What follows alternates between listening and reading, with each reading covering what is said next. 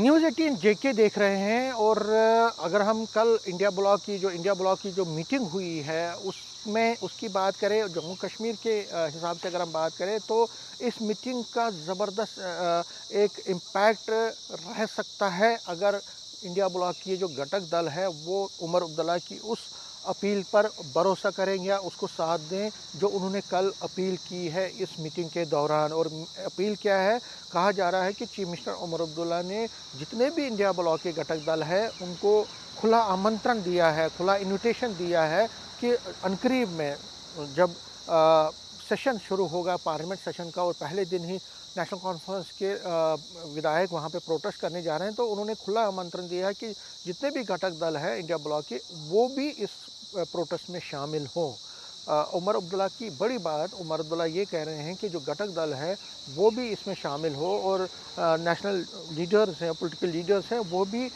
Restoration of statehood to Jammu and Kashmir, जो जम्मू कश्मीर की statehood के लिए जो एक मूवमेंट चल रही है और जिसमें नेशनल कॉन्फ्रेंस अब प्रोटेस्ट भी करने जा रही है, उनके लेजिस्लेटर करने जा रहे हैं, तो उन्होंने एक अपील की है सभी घटक दलों को कि वो भी इसमें शामिल हो। कांग्रेस तो है ही, लेकिन जो नेशनल पॉलिटिकल पार्टीज़ हैं, चाहे तृणमूल कांग्रेस है, शिवसेना है, इसी तरह से आरजेडी है,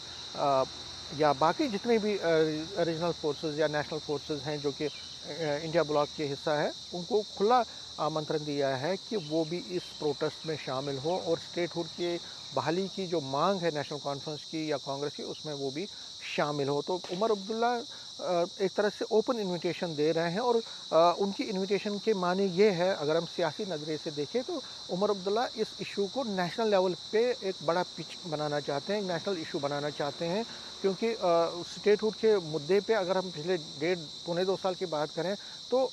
नेशनल कॉन्फ्रेंस की तरफ से बाय एंड लार्ज सिर्फ बयानबाजियाँ ही हुई हैं। लेकिन अब ये पहली बार होगा कि जब पार्टी ग्राउंड में उतर के कोई प्रोटेस्ट करेगी, कुछ एहतजाज करेगी। कांग्रेस की अगर हम बात करें तो लगातार वो हमारी रियासत हमारा हक के नाम से लगातार वो प्रोटेस्ट करते रहे हैं। जंतर मंतर में भी उन्होंने किया है, जम्मू कश्मीर के जगह जगह पे कोने कोने में उन्होंने प्रोटेस्ट मार्च किए हैं। लेकिन उमर अब्दुल्ला अब पहली बार एक बड़ा प्रोटेस्ट दिल्ली में करने जा रहे हैं, उसको लीड करने जा रहे हैं, तो वो चाहते हैं कि ये प्रोटेस्ट बड़ा कामयाब हो और वो मानते हैं कि ये कामयाबी डिपेंड करती है कि इसमें ज़्यादा से ज़्यादा लोग पार्टिसिपेट हों। अगर इंडिया ब्लॉक के जितने भी इंडी ब्लॉक के जितने भी घटक दल के लोग हैं, अगर वो इसमें शामिल होते हैं तो कहीं ना कहीं